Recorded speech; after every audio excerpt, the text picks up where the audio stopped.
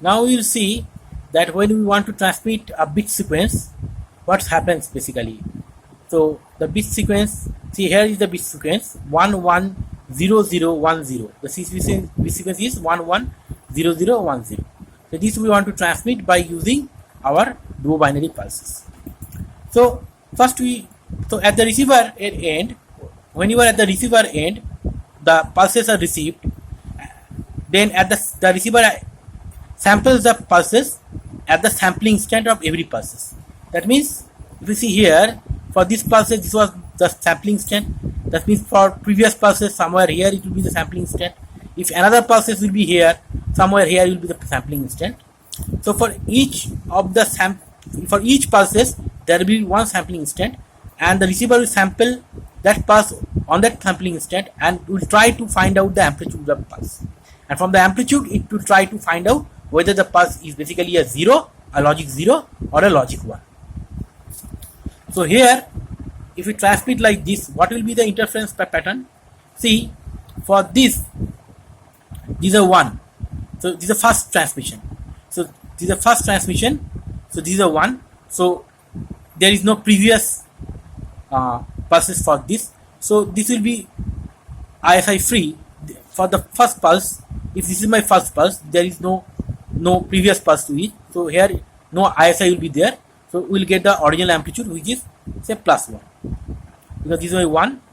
So this because this is my 1 basically. So here I will get plus 1. So from the next pip, say this is 1. So as we have learned that if, so here is 1.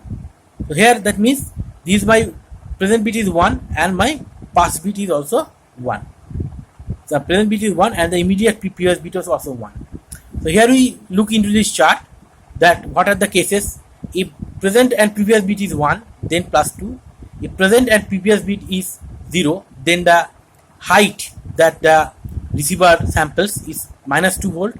And if my previous bit is present bit is 1 and my previous bit is 0, or my present bit is 0 or previous bit is 1, in both these cases the height generated at the sampling point is 0. So this logic will be using to find out that what will be the voltages at the interfering points. That means what will be the voltages at the sampling instances where the receiver samples. So this is my first plus 1, right? Because this is the first pulse, there is no previous pulse to it, so no interference here. This will be plus 1. Now come to the second pulse. In second pulse, this is 1 plus 1. This is logic 1. This is logic 1. In case of both the pulses are logic 1, the interference pattern is plus 2 volt. So here we will get plus 2 volt. Now come to the next bit, which is 0. So present bit is 0, previous bit is 1. So 0, 1, this combination at the sampling instant, the net voltage will be 0 volt. So for this 0, it will be 0 volt here. Then come to next 0. At this point, both present and previous bit is 0. For two zeros, the interference pattern will be minus 2. That means at the sampling instant, the receiver will get a minus 2 volt. So it will be minus 2 volt. Then if you come here for 1, 0, again it is 0, because 1 is positive and is negative. So the voltage created is 0 volt. You see, if you say here, and for 0, 1, again for 0, 1, the voltage created is 0 volt. So at the sampling point, at the sampling interval, or at the sampling instance, the receiver receives these voltages. The receiver samples, finds out that the pulses has this voltage. Now from these voltages, how the original bit stream can be recovered. The receiver, how can the original bit stream can be recovered?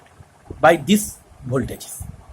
So the receiver knows that this is my first volt, so there will be no interference. So whatever this voltage, the same equivalent logic bit will come here. So if this voltage is my plus 1 volt, that means first bit transmitted is logic 1. Because in this case, there is no previous bit and there is no interference. Now come to this point. This is here the receiver finds that the voltage is plus 2 volt. That means what it understands? It understands that obviously the present bit and the previous bit both were 1.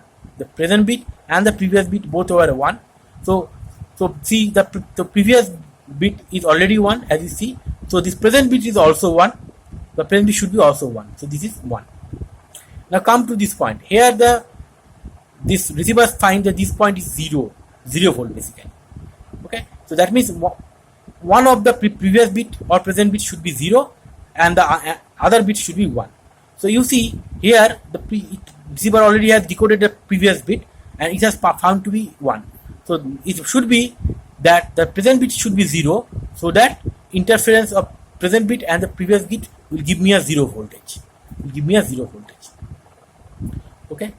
Now come to this point. This is at this point the receiver finds a 0 volt, minus 2 volt. That means both the pulses, both the present and the previous pulse should be logic 0. So previous pulse is logic 0, that you can see here. So present pulse should be also logic 0. Now come to his point. This is 0. So similarly, 0 volt indicates that one of the previous, or among the previous and the present pulse, one of them is 1, another is 0. So it has already decoded the previous pulse to be 0. So the present pulse must be 1. Similarly, again here 0 volt. So obviously one of the present or present pulse is 0, and one of the present among the present and the previous pulse, one is 0, another is 1. So here 0 volt means previous pulse is already 1, and so obviously the present pulse must be 0, so that the total voltage here should be 0. So this is so here you can see the original bit stream has been recovered. Check here that the transmitted bit stream is same as the decoded bit stream. The received bit stream was transmitted by the transmitter and received by the decoder. This is the original bit stream, and the decoder has decoded the bit stream, and this bit stream and this bit stream is exactly the same.